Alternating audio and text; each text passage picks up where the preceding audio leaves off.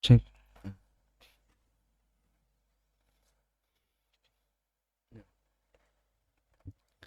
Assalamualaikum warahmatullahi wabarakatuh. Alhamdulillahi rabbil alamin. Wassalatu wassalamu ala ashrafil mursalin Nabiyyina wa maulana Muhammadin wa ala alihi wa sahbihi ajma'in. Wa ashhadu an la ilaha illallah wahdahu la syarika lah. Wa ashhadu anna Muhammadan abduhu wa rasuluh sallallahu alaihi wa ala alihi wa sahbihi wa man tabi'ahum bi ihsanin ila yaumiddin. Alhamdulillah, puji syukur kita haturkan kehadirat Allah Subhanahu wa taala. Di kesempatan malam hari ini kembali kita melanjutkan kajian rutin dengan membaca Mukhtasar Sahih Muslim, dan kita masih berada di hadis tentang amar ma'ruf nahi mungkar, yang itu merupakan kewajiban bagi umat yang dibebankan kepada kita semuanya.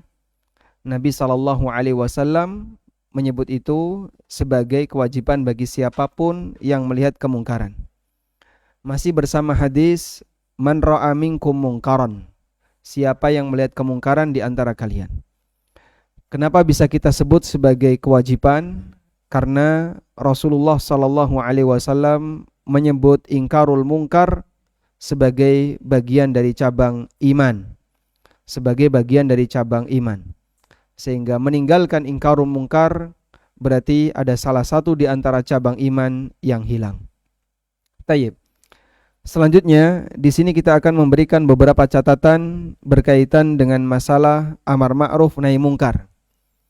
Ada keterangan yang sangat bagus yang disampaikan oleh Imam An-Nawawi rahimahullah, sebagaimana yang kemarin telah kita singgung di pertemuan sebelumnya. Karena di pertemuan sebelumnya kita hanya membacakan hadis dan sedikit memberikan penjelasan, maka di kesempatan kali ini kita akan menggali banyak hal dari hadis yang sudah kita baca di pertemuan sebelumnya. Kita ulang pembacaan hadisnya. Hadis dari Abu Sa'id Al-Khudri radhiyallahu anhu. Beliau mendengar Rasulullah sallallahu alaihi wasallam bersabda, "Man ra'a minkum mungkaran falyughayyirhu biyadihi." Barang siapa di antara kalian yang melihat kemungkaran, maka hendaknya dia mengubah dengan tangannya. Fa illam yastati', jika tidak mampu, fa bilisani, maka ubahlah dengan lisannya. Fa illam yastati', jika tidak mampu, fa biqalbihi, maka ubahlah dengan hatinya. Wa dzalika adhaful iman, dan itu merupakan kondisi iman yang paling lemah. Tayyib. Hadis ini sangat ma'ruf dan sering sekali kita dengar dalam berbagai kajian dan ceramah, sehingga menjadi bagian dari prinsip syariat bahwa agama kita mewajibkan umatnya untuk melakukan ingkarul mungkar, mengingkari setiap kemungkaran. Dan Nabi SAW menyebutnya sebagai bagian dari iman. Terlebih lagi dalam hadis selanjutannya, hadis dari Abdullah bin Mas'ud radhiyallahu anhu, hadis setelahnya yang disebutkan oleh Al-Mundhiri dalam Mukhtasar Sahih Muslim, yaitu hadis nomor 35. Rasulullah SAW menyebutkan adanya banyak kemungkaran yang terjadi di masyarakat. Lalu beliau mengatakan, "Faman jahadahum biyadihi fahuwa mu'min, wa man jahadahum bilisanihi fahuwa mu'min, wa man jahadahum biqalbihi fahuwa mu'min." Barang siapa yang berjuang mendakwai mereka, maka dia mukmin. Siapa yang berjuang mendakwai mereka dengan tangannya, dia mukmin.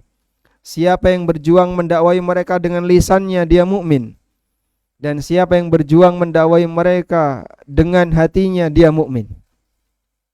Maka ingkarul mungkar bagian dari apa? Iman. Baik. Sekarang kita akan berikan beberapa catatan berkaitan dengan masalah amar ma'ruf nahi mungkar. Silakan Anda catat ya. Catatan yang pertama, perbuatan yang baik disebut ma'ruf. Ma'ruf artinya sesuatu yang dikenal. Karena perbuatan yang baik itu selaras, sejalan dengan tabiat lurus yang dimiliki oleh hamba. Sehingga sesuatu yang baik itu dikenal oleh nurani. Dikenal oleh nurani yang baik. Karena dia sejalan dengan tabiat asli para hamba. Sedangkan perbuatan yang buruk disebut mungkar karena dia diingkari. Artinya dia tidak dikenal oleh tabiat asli manusia. Sehingga disebut sebagai sesuatu yang mungkar sebab dia bertentangan dengan nurani yang murni, yang bersih yang ada pada diri seorang hamba. Karena itulah dengan pertimbangan ini, maka sebenarnya mana yang lebih mudah untuk diterima? Mengajak orang untuk berbuat ma'ruf atau mengajak orang untuk berbuat mungkar? Mana yang lebih mudah untuk diterima? Mengajak orang untuk berbuat ma'ruf. Mengajak orang untuk berbuat ma'ruf itu selaras dengan tabiat aslinya. Kalau saya mengajak para jamaah, wahai para jamaah, mari kita kencing jamaah di masjid. Kira-kira gimana? Semua orang kan menolak. Ini perbuatan yang gak benar, masa kencing di masjid? Apalagi bareng-bareng. Karena itu perbuatan yang mungkar. Untuk kemudian mendakwahkan hal ini dan menanamkan amalan ini kepada masyarakat, saya akan butuh perjuangan yang besar agar mereka mau melakukannya. Tapi kalau kita mengajak orang, mari kita jaga kebersihan masjid, ini kan sejalan dengan apa? Nurani. Sehingga yang seperti ini karena sejalan dengan fitrah, sejalan dengan nurani, kita tidak butuh perjuangan yang besar, tidak butuh perjuangan yang berat, karena masyarakat akan mudah menerimanya. Karena itulah, ini menjadi motivasi bagi kita, orang-orang yang berdakwah. Sampaikan kebenaran di depan mimbar, sampaikan kebenaran di atas mimbar, di depan jamaah, karena kebenaran itu sejalan dengan naluri dan fitrah manusia. Dan yang namanya kebatilan itu tidak berani disampaikan di depan umum, karena kebatilan itu pasti ditolak secara naluri manusia. Sehingga kenapa dakwah Ahlussunnah, dakwah kebenaran lebih mudah diterima, sebab dakwah ini sejalan dengan kebenaran. Tapi dakwah kebatilan disampaikan secara sembunyi-sembunyi, melalui halakoh-halakoh kecil yang dilakukan di malam hari, itu pun di tempat yang tidak bisa diakses oleh orang umum. Kemudian pesertanya hanya orang tertentu saja. Karena dia tahu bahwasanya dakwah seperti ini tidak mudah diterima oleh masyarakat. Sebab dia mengajarkan kemungkaran. Karena itu Ibnu Qayyim rahimahullah mengatakan, al-haqqu asilun wal batilu dakhil. Al-haqqu asil, kebenaran itu asil, ada pada diri hamba. Asal penduduk yang ada pada batin seorang hamba. Sehingga pada batin seorang hamba asal mulanya ada kebenaran. Wal batilu dakhilun, sementara kebatilan itu penyusup yang masuk dari luar. Makanya kebenaran akan lebih mudah untuk diterima dibandingkan kemungkaran ketika didakwahkan. Sebab kebenaran sejalan dan dikenal oleh fitrah dan nurani manusia, sedangkan kebatilan itu mungkar, sesuatu yang ditolak dan diingkari oleh fitrah manusia. Baik. Selanjutnya, tidak semua yang ma'ruf itu bernilai ibadah dan pahala, sebagaimana tidak semua yang mungkar itu bernilai dosa dan maksiat. Lalu apa perbedaan antara ma'ruf dengan ibadah? Dan apa perbedaan antara mungkar dengan maksiat? Semua maksiat adalah kemungkaran, tapi tidak semua kemungkaran maksiat. Semua maksiat adalah kemungkaran, tapi tidak semua kemungkaran perbuatan dosa. Semua ibadah adalah yang ma'ruf, amal ma'ruf, tapi tidak semua amal ma'ruf ibadah. Paham insyaallah? Sehingga ma'ruf itu lebih luas daripada lingkaran ibadah, dan mungkar itu lebih luas daripada lingkaran dosa. Contohnya apa, Pak? perbuatan mungkar tapi tidak dosa. Misalnya, ada orang yang tidur di dalam masjid.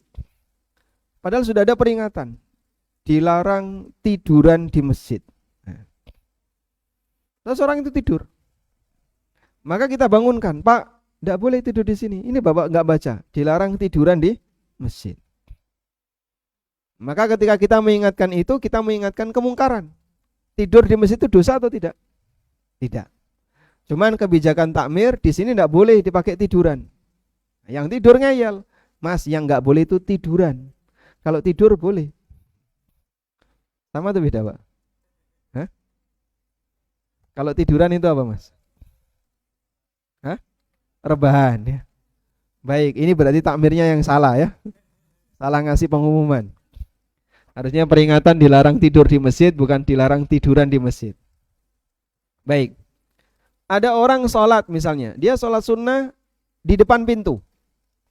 Sehingga jamaah yang mau masuk akhirnya nggak bisa nunggu orang yang sholat sunnah ini. Ketika dia sholat sunnah di depan pintu, kemungkaran atau tidak? Kemungkaran.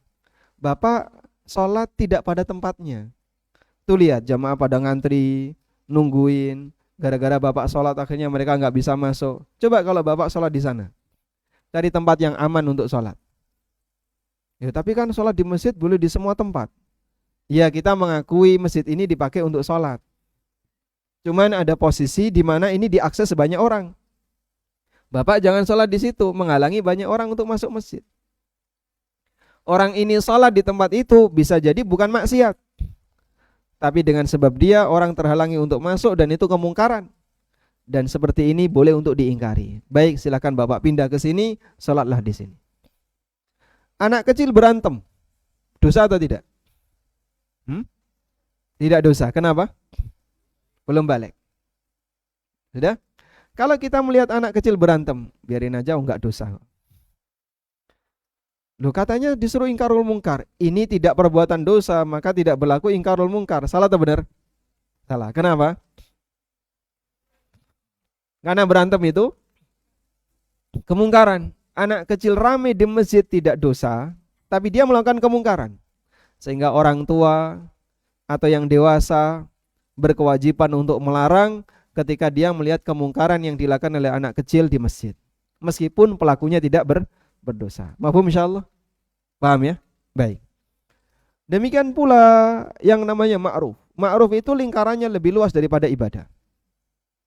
Ada enggak Pak perbuatan ma'ruf tapi tidak ibadah? Banyak. Misalnya kita nata parkir, Mas tolong parkir yang benar. Kamu kalau parkir jangan menghalangi jalan. Kamu kalau parkir sesuai dengan urutan, ikuti posisi. Termasuk juga misalnya menyuruh orang untuk menjaga kebersihan.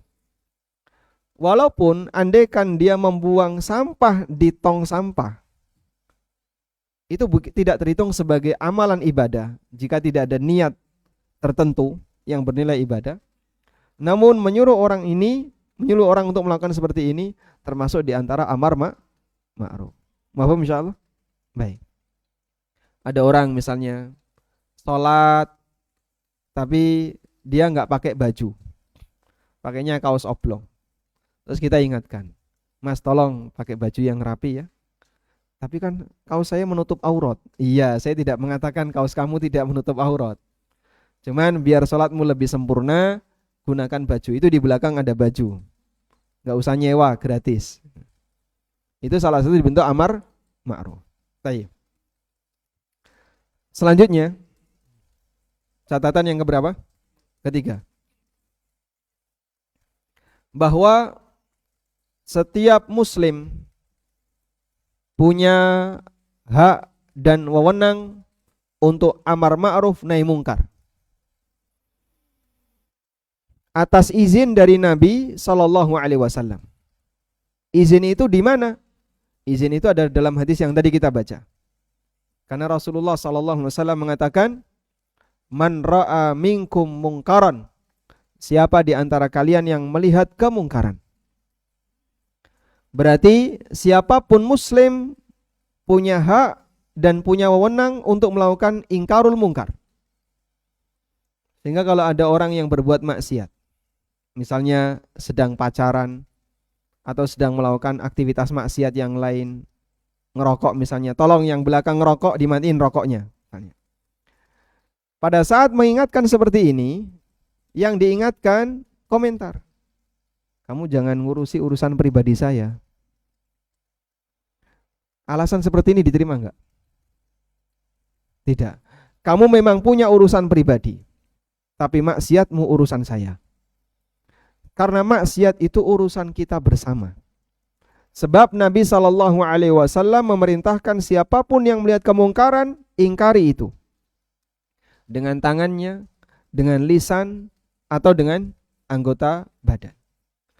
Sehingga jangan biarkan. Tapi itu kan urusan pribadi dia, nanti ganggu urusan pribadi dia. Perbuatan itu urusan pribadi, tapi maksiatnya urusan kita semua. Di sini Imam An-Nawawi rahimahullah mengatakan, qala al-ulama, para ulama mengatakan, wala yakhtassul amru bil ma'ruf wan nahyu 'anil munkar bi ashabil wilayat. Yang punya wewenang amar ma'ruf nahi mungkar tidak hanya mereka yang menjadi pejabat atau pihak yang berwenang. Bal dzalika jaizun li ahadil muslimin. Namun amar ma'ruf nahi mungkar itu diperbolehkan untuk seluruh kaum muslimin, setiap individu kaum muslimin. Lalu beliau menukil keterangan Imamul Haramain Al-Juwaini. Qala Imamul Haramain, berkata Imamul Haramain, wad dalilu alaihi ijma'ul muslimin. Dalil bahasanya setiap muslim punya hak untuk ingkarul mungkar adalah ijma' kaum muslimin. Fa inna ghaira wulad fis sadril awal wal asril ladhi yalihi kanu ya'muruna al-wulad bil ma'ruf wa yanhauna 'anil munkar. Karena dulu rakyat di masa sahabat maupun di zaman tabi'in, rakyat itu terkadang melakukan amar ma'ruf nahi mungkar kepada pemerintahnya. Ma'a takrilil muslimina iyahum, sementara kaum muslimin membiarkan sikap seperti itu. Wa tarku tawbihihim 'ala at-tasyaghuli bil amri bil ma'ruf wan nahyi 'anil munkar min ghairi wilayatin. Dan mereka membiarkan ketika ada orang menegakkan amar ma'ruf nahi mungkar padahal dia bukan pejabat, padahal dia bukan termasuk aparat. Sehingga bukan syarat untuk bisa melakukan amar ma'ruf nahi mungkar dia harus seorang aparat. Kalau dia bukan aparat gimana Pak? Boleh. Para sahabat sejak masa silam melakukan seperti itu. As-sadrul awal, generasi yang pertama. Demikian pula generasi setelahnya, sebagaimana kata Al-Juwaini, Imamul Haramain Al-Juwaini rahimahullah. Tayyib. Sehingga siapapun punya hak ketika ada orang berbuat kemungkaran. Mas tolong tinggalkan ini. Kamu jangan ikut campur urusan pribadi saya. Tidak, saya tidak ikut campur urusan pribadi kamu. Tapi maksiat kamu urusan saya. Karena semua perbuatan maksiat adalah urusan kaum muslimin. Waladahu au gulamahu ala munkarin au taksirin fil ma'ruf. Seperti misalnya seorang suami yang melihat istrinya atau anaknya melakukan kemungkaran, maka suami dan istri ini punya kewajiban untuk mengingatkan. Dan itu sifatnya fardu ain. Ya. Anaknya sapa itu? Oh, anaknya bejo misalnya. Masyarakat kampung nggak ada yang berani ngingetin. Bapaknya yaitu Pak Bejo, karena dia yang bertanggung jawab terhadap anaknya, fardu ain bagi si bejo ini untuk mengingatkan anaknya. Baik. Ini berkaitan dengan masalah hukumnya. Selanjutnya, catatan berikutnya. Yang keberapa? Kelima. Catatan yang kelima. Amar ma'ruf nahi mungkar tidak gugur hanya karena dugaan tidak diterima. Amar ma'ruf nahi mungkar tidak gugur hanya karena dugaan tidak diterima. Bal yajibu alaihi fi'luhu. Amar ma'ruf nahi mungkar wajib untuk dilakukan. Fa inna dzikra tanfa'ul mu'minin. Karena peringatan itu bermanfaat bagi orang yang beriman. Sehingga misalnya kita datang di sebuah kampung yang dikenal dengan sebutan Kampung Kretek misalnya. Kenapa dijuluki Kampung Kretek, Mas? Di sini setiap rumah itu pasti ngerokok. Sudah? Kita diundang untuk ngisi khutbah Jumat di situ. Pak, boleh nggak saya mengangkat tema haramnya rokok? Meskipun nanti ketika saya sampaikan itu, pasti masyarakat nggak bakalan ada yang mau dengerin. Tetap mereka akan ngerokok. Apakah kemudian ingkarul mungkar jadi gugur gara-gara ada peluang dan kemungkinan dalam dugaan si dai ini? Nanti kalaupun disampaikan nggak digubris. Jawabannya tidak gugur. Tetap wajib untuk disampaikan. Karena kewajiban kita adalah menyampaikan dan bukan memaksa orang untuk menerima. Annalladzi 'alainal amru wan nahyu lal qabul. Kata An-Nawawi, annalladzi 'alainal amru wan nahyu lal qabul. Kewajiban kita adalah memberikan perintah dan larangan, menyampaikan amar ma'ruf nahi mungkar, dan bukan memaksa orang untuk menerima. Kama qala Allah azza wa jalla, sebagaimana firman Allah Ta'ala tentang para rasul, ma 'alar rasuli illal balag. Tidak ada kewajiban sang rasul kecuali hanya al-balag, menyampaikan. Dan Allah memberikan pelajaran di dalam Al-Quran tentang dakwah yang dilakukan oleh Bani Israel yang saleh kepada masyarakat Bani Israel yang mereka diuji di hari Sabtu. Masyarakat Bani Israel yang diuji oleh Allah di hari Sabtu itu, mereka punya banyak penyimpangan. Aneka penyimpangan dilakukan oleh Bani Israel ini. Dan penyimpangan yang sangat menonjol adalah mereka menyalahi janji yang telah ditetapkan oleh Allah Subhanahu wa taala, di mana hari Sabtu tidak boleh mencari sumber rezeki, tidak boleh mencari sumber pendapatan. Akhirnya mereka melakukan kamuflase, tipu muslihat, memasang jerat di Jumat sore, lalu mengambil hasil di Ahad pagi, sehingga selama hari Sabtu sama sekali tidak bekerja. Dan mereka dilaknat oleh Allah Subhanahu wa taala dengan perbuatan itu. Padahal perbuatan itu sudah berlangsung lama. Ada sebagian di antara Bani Israel yang saleh mengingatkan, wa idz qalat ummatum minhum.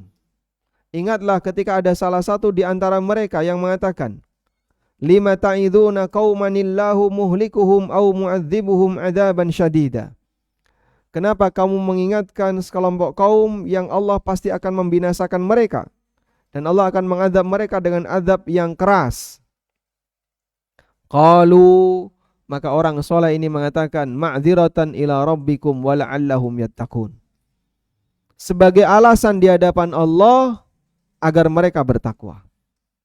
Sebagai alasan di hadapan Allah dan agar mereka bertakwa. Jadi orang-orang soleh di kalangan Bani Israel ini berusaha untuk mendakwai masyarakat Bani Israel yang melakukan penyimpangan tadi.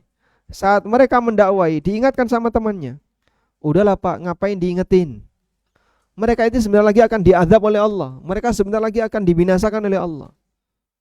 Udah, mereka gak bakalan gubris. Bapak mau ngomong A, mau ngomong B pakai 1000 dalil gak bakalan diterima.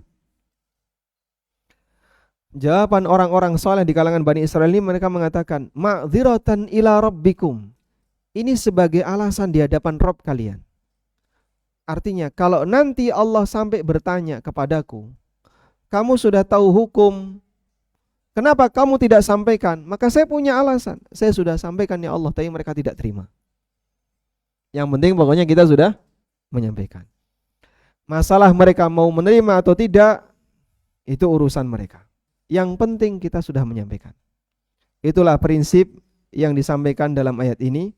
Sehingga Bani Israel yang saleh ini menyampaikan kepada mereka sebuah pernyataan, ya, bahwasanya mereka berdakwah tujuannya adalah sebagai alasan di hadapan Allah Subhanahu wa taala.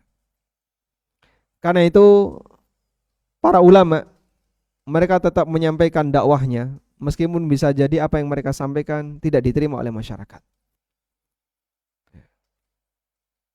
Baik, Sebab kewajiban kita adalah menyampaikan dan bukan memaksa masyarakat untuk apa? Untuk menerima. Catatan berikutnya, yang keberapa? Keenam. Catatan yang keenam. Tidak disyaratkan dalam melakukan amar ma'ruf nahi mungkar, orang itu harus bersih dari maksiat.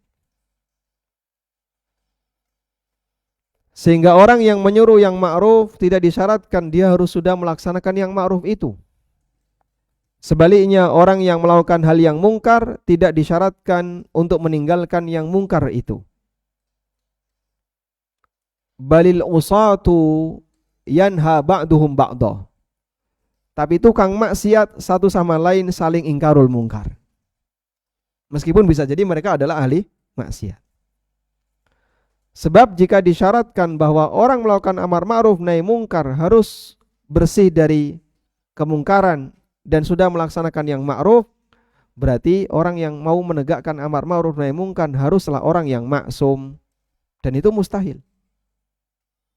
Lalu apa fungsi hadis Nabi SAW yang memerintahkan amar ma'ruf nahi mungkar? Sementara disyaratkan untuk bisa itu harus maksum, berarti yang bisa itu cuman siapa? Nabi, selain Nabi nggak mungkin. Karena kemungkaran itu beragam. Dan ketika kita melihat kemungkaran, ada yang bentuknya A, ada yang bentuknya B, bisa jadi kemungkaran itu pernah kita lakukan. Dan bisa jadi kemungkaran itu belum kita tinggalkan. Tapi saat kita melihat itu, kita punya kewajiban untuk menyuruh orang tersebut agar meninggalkannya. Ada sebuah pernyataan yang disampaikan oleh Al-Qurtubi. Beliau rahimahullah pernah mengatakan, sini saya coba bacakan keterangan Al-Qurtubi.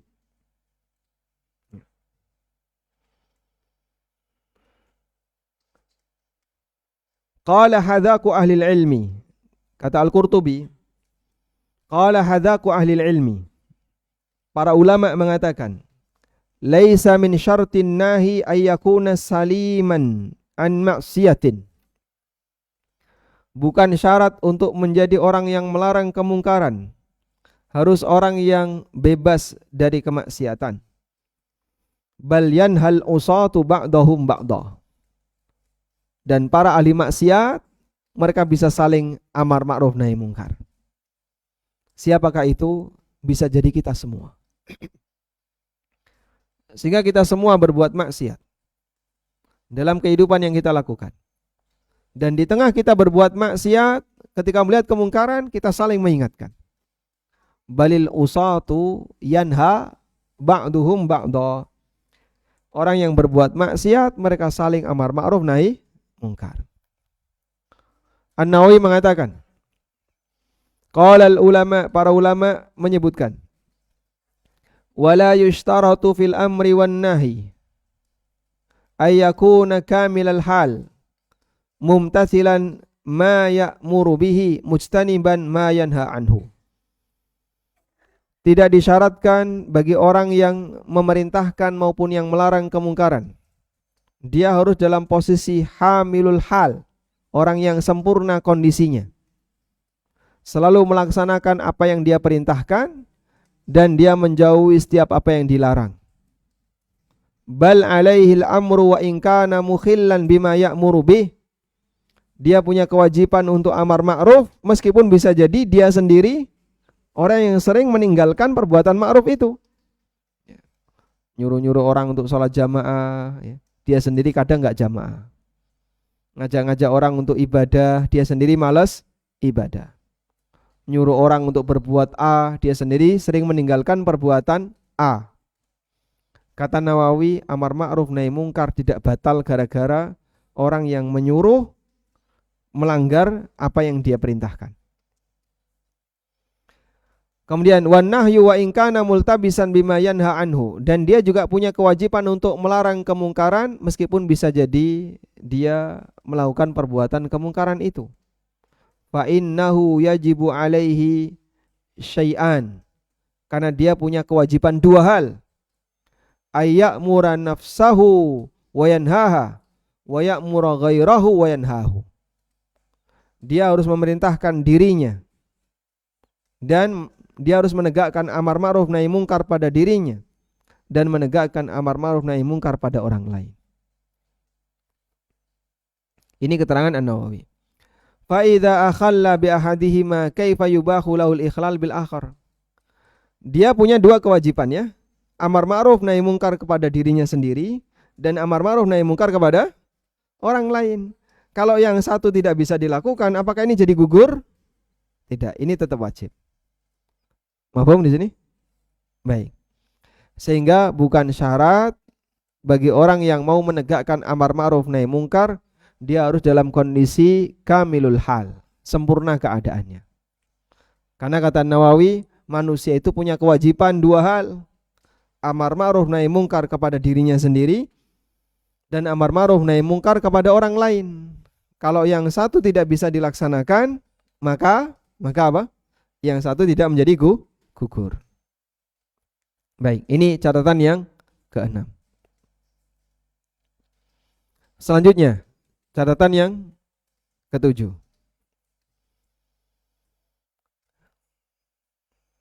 Dalam melakukan amar ma'ruf nahi mungkar harus didasari dengan ilmu. Dalam melakukan amar ma'ruf nahi mungkar harus didasari dengan ilmu.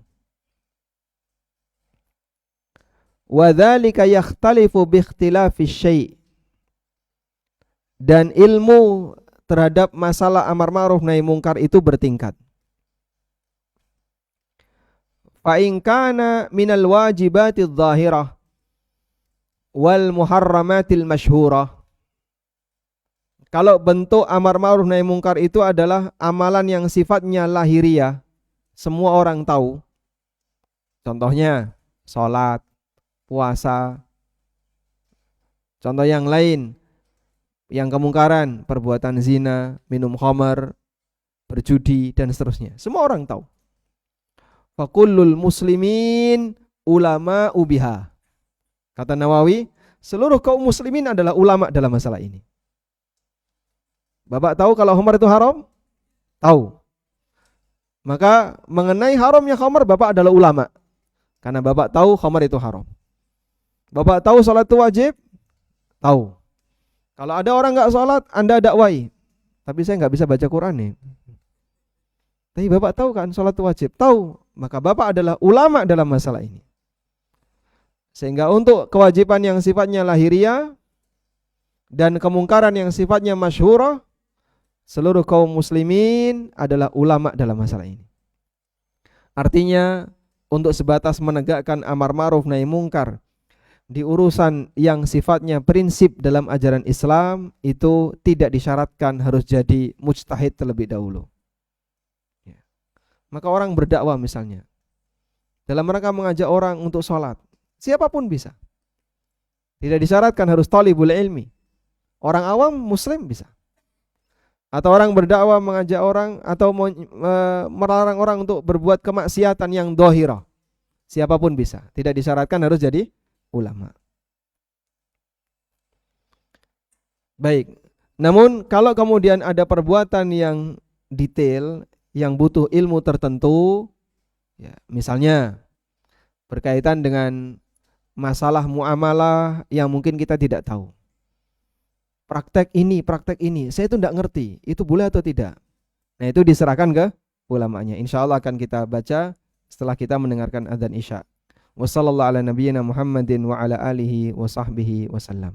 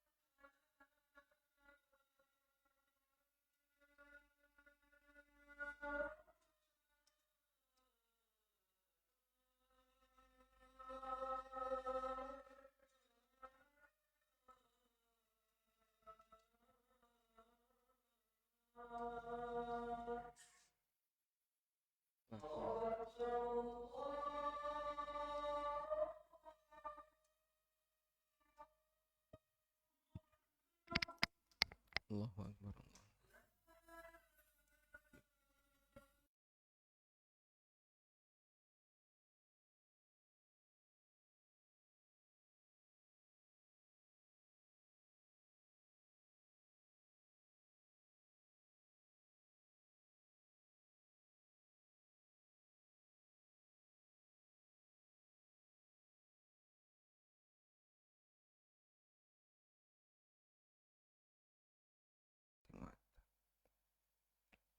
Alhamdulillah wassalatu wassalamu ala Rasulillah wa ala alihi wa sahbihi wa mawala. Wa asyhadu an la ilaha illallah wahdahu la syarikalah wa asyhadu anna Muhammadan abduhu wa rasuluh. Tadi kita telah sampaikan bahwa dalam amar ma'ruf nahi mungkar harus didasari dengan ilmu. Sehingga orang tidak boleh asal-asalan ketika melakukan amar ma'ruf nahi mungkar. Namun yang dimaksud ilmu dalam amar ma'ruf nahi mungkar itu bertingkat. Ada yang diketahui oleh semua orang, sehingga semua muslim paham akan hal itu. Untuk bagian ini, maka seluruh kaum muslimin adalah ulama dalam hal ini. Tentang wajibnya salat, tentang wajibnya puasa, tentang haramnya khamr, haramnya zina, seluruh kaum muslimin adalah ulama dalam masalah ini. Lalu kata beliau, kata Nawawi, wa in kana min daqa'iqil af'al wal aqwal wa mimma yata'allaqu bil ijtihad. Adapun perbuatan yang agak jelimet atau ucapan yang perlu untuk detail atau yang berkaitan dengan masalah ijtihad, lam yakun lil awami madkhalun fihi wala lahum inkaruhu. Orang awam tidak punya ruang dalam masalah ini dan dia tidak punya hak untuk mengingkarinya karena dia tidak punya ilmu. Misalnya apa, Pak? Ada orang yang pengen mengingatkan temannya, Pak, teman saya itu punya kebiasaan bertransaksi. Apa dia? Dia main kripto. Langsung saya ingkari, tidak boleh, haram tuh, dosa, goror, judi, Mas. Pokoknya ditembaki semua. Tidak boleh, haram. Dia mengingkari seperti itu. Sementara dia sendiri nggak ngerti. Kamu tahu nggak ijtihad para ulama tentang kripto? Nggak tahu. Tapi ngertinya saya itu nggak boleh. Dari mana kamu ngerti kalau nggak boleh? Ya pokoknya nggak boleh. Ya jangan bicara kalau seperti ini ketika kamu belum tahu. Sebab seperti ini masuk daqa'iqul af'al. Perbuatan yang perlu untuk penelitian lebih dalam agar orang bisa mendapatkan kesimpulan yang lebih detail. Ibu saya itu loh Pak Ustadz ikut arisan, langsung saya marahi. Ibunya dimarahi gara-gara ikut arisan. Nah kenapa kok dimarahi? Itu kan riba toh Pak Ustadz, nggak boleh toh, haram, dosa besar, riba. Nanti perang di padang mahsyar, ditantang perang. Duh, dari mana kamu tahu kalau arisan itu haram? Tapi katanya begitu. Nah, baru katanya. Dan banyak orang yang seperti itu. Gampang main vonis dengan sebuah perbuatan yang itu masuk pada daqa'iqul af'al, padahal dia orang awam. Dan orang awam tidak punya ruang dalam masalah ini. Dan itu sangat banyak terjadi di masyarakat. Terutama hal-hal yang kecil. Yang kadang orang kemudian gampang memberikan vonis, ini haram, ini tidak boleh, ini dilarang. Sementara dia tidak tahu dan tidak paham tentang ilmunya. Ya, mungkin salah satu di antara yang berkaitan dengan masalah, mohon maaf ya, nyerempet di masalah manhaj. Ada orang dzikir pakai tasbih. Nah, itu langsung diambil, dibuang tasbihnya. Loh, kenapa kok langsung dibuang? Ini bid'ah. Dan kita wajib ingkarul mungkar. Dan itu disampaikan di depan orang tuanya atau apa, sebelum dia tahu tentang ilmunya. Kamu ngerti tentang fatwa masalah ini? Tapi kan ini tidak disyaratkan. Nabi SAW kalau dzikir pakai tangan. Tunggu dulu. Tasbih juga pakai tangan. Tasbih itu pakai kaki atau pakai tangan waktu ngitung? Ngitungnya pakai jari tangan, bukan pakai jari kaki kan? Nah. Tunggu dulu. Ada rincian yang diberikan oleh para ulama dalam masalah ini. Maka jangan spontan langsung mengingkari tanpa tahu landasannya. Karena ini masuk min bab daqaiqul af'al. Dan bagian yang daqaiqul af'al, tahan dulu, jangan gampang mengingkari. Dia praktek MLM loh Pak Ustadz. MLM kan haram toh, goror tuh, skema ponzi nggak boleh.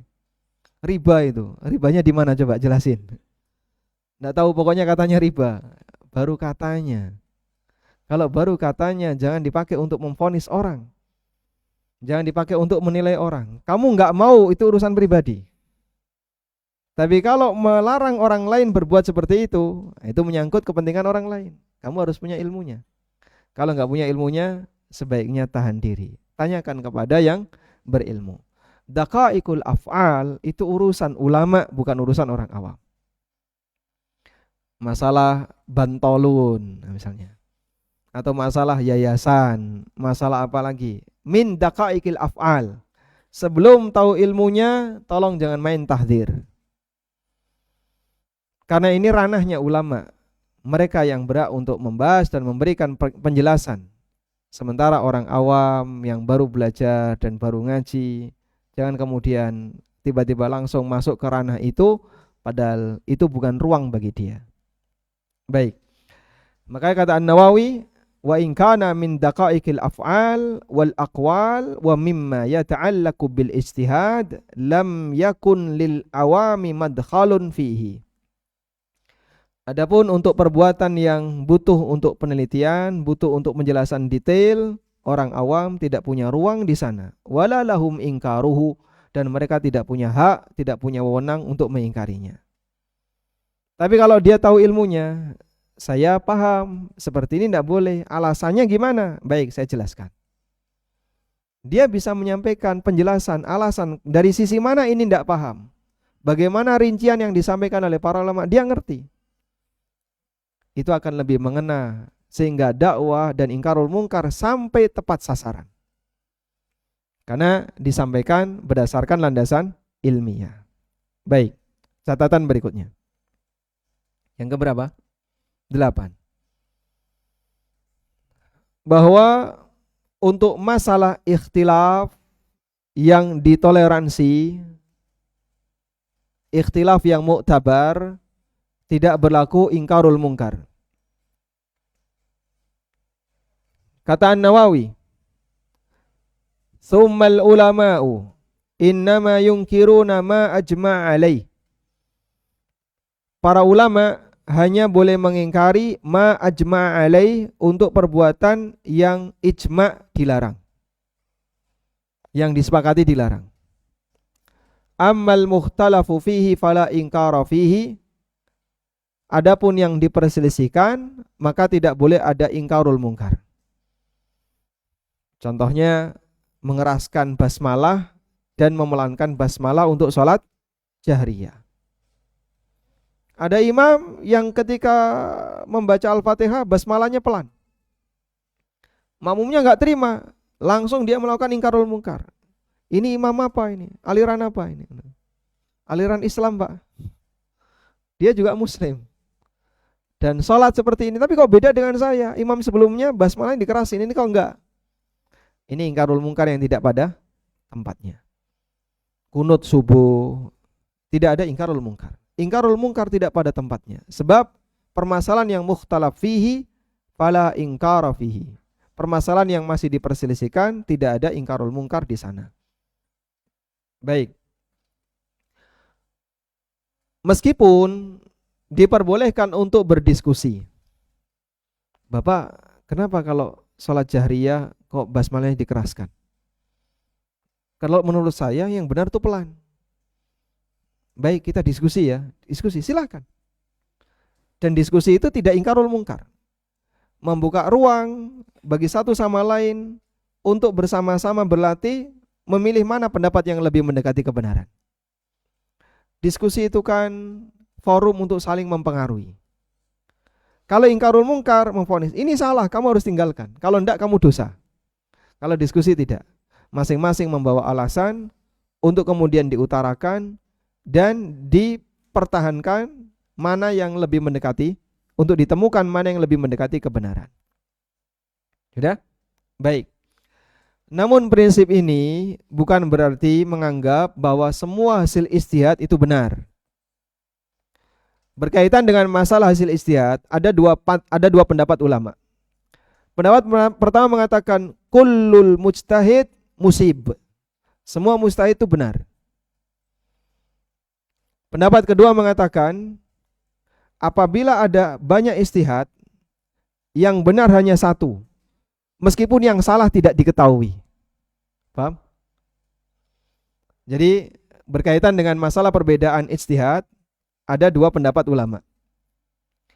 Misalnya dalam masalah A, di situ ada 5 ijtihad, pendapat A, B, C, D, E. Ya. Menurut madhab yang pertama, pendapat A, B, C, D, E semuanya benar. Karena semua pendapat ini hasil ijtihad. Sehingga mereka punya prinsip kullul mustahid musibun. Semua mustahid itu benar. Ini pendapat yang pertama. Menurut pendapat yang kedua, madhab yang kedua, A, B, C, D, E, yang benar hanya satu. Meskipun kita tidak tahu wala yata'ayyan manil ladzi mukhti. Meskipun kita tidak bisa menetapkan siapa yang salah. Karena masing-masing membawa alasan, punya dalil. Tapi yang benar pasti hanya satu. Sehingga menurut A yang benar A, yang lain salah. Menurut B yang benar B, yang lain salah. Paham di sini? Dan insya Allah pendapat yang kedua ini lebih kuat. Ibnu Hazm dalam Al-Muhalla mengatakan, mengomentari pernyataan tadi, kullul mustahid musib, kata beliau, manidda'a annal aqwala kulluha haq wa anna kulla mujtahidin musibun faqad qala qawlan lam ya'ti bihi Qur'anun wala sunnatun wala ijma' wala ma'qul. Siapa yang mengklaim semua pendapat ulama itu benar dan semua hasil ijtihad itu benar, berarti dia telah menyampaikan sebuah pernyataan yang tidak didukung oleh Al-Qur'an, hadis, ijma' maupun logika. Wa ma kana hakadha fa huwa batil. Kalau kondisinya seperti ini berarti itu adalah kalimat yang batil. Kalimat yang tidak punya ruang untuk didukung oleh dalil Al-Quran, hadis, ijma' maupun logika, pasti kalimat batil. Al-Quran gak pernah menyampaikan itu, hadis gak pernah menyampaikan itu, gak ada ijma' seperti itu, logika juga gak nyambung, ini batil. Ini kata Ibnu Hazm. Maka kalimat kullul mustahid musib, ini kalimat yang salah. Yang benar adalah al-musibu wahid wal mukhti ghairu muta'ayyin. Yang benar satu, tapi siapa yang salah tidak bisa kita tegaskan.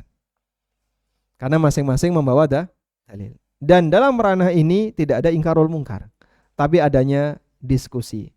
Wal itsmu marfu'un anhum, dan orang yang beristihad itu tidak dosa. Meskipun bisa jadi dia berada di posisi pendapat yang salah. Karena jika ijtihad itu wajib benar, manusia pasti tidak mampu melakukannya. Karena belum tentu ijtihad itu pasti mendapatkan hasil yang benar. Ada kemungkinan dia salah. Wallahu ta'ala alam. Walhamdulillahi rabbil alamin. Ada satu lagi, kita lengkapi ya. Bukunya udah ditutup. Nanggung ini, satu lagi. Yang keberapa? 9. Baik. Dalam ingkarul mungkar tidak boleh memaksakan madhab, meskipun dia adalah pihak yang berwenang, meskipun dia adalah aparat. Al-Mawardi dalam Ahkam Sultaniyah menyebutkan perbedaan pendapat di kalangan para ulama terkait aparat yang diberi tugas untuk ingkarul mungkar. Apakah dia boleh memaksakan masyarakat untuk mengikuti madhabnya ataukah tidak? Dan pendapat yang lebih kuat adalah la yughayyiru, kata Nawawi, tidak boleh dia memaksakan orang untuk mengikuti madhabnya meskipun dia aparat. Walam yazal al-khilafu fil furu' bainas sahabati wat tabi'in faman ba'dahum radhiyallahu anhum ajma'in. Karena sejak masa silam di masa sahabat, antara aparat dengan rakyat sering terjadi perbedaan pendapat. Umar berpendapat A, rakyat berpendapat B, padahal Umar khalifah. Dan itu ma'ruf di masa silam, sementara tidak ada pengingkaran di antara mereka. Wallahu ta'ala alam. Demikian yang bisa kita sampaikan, semoga bermanfaat. Wassallallahu ala nabiyyina Muhammadin wa ala alihi wa sahbihi wasallam wa akhiru da'wana anil hamdulillahi rabbil alamin. Wassalamualaikum warahmatullahi wabarakatuh.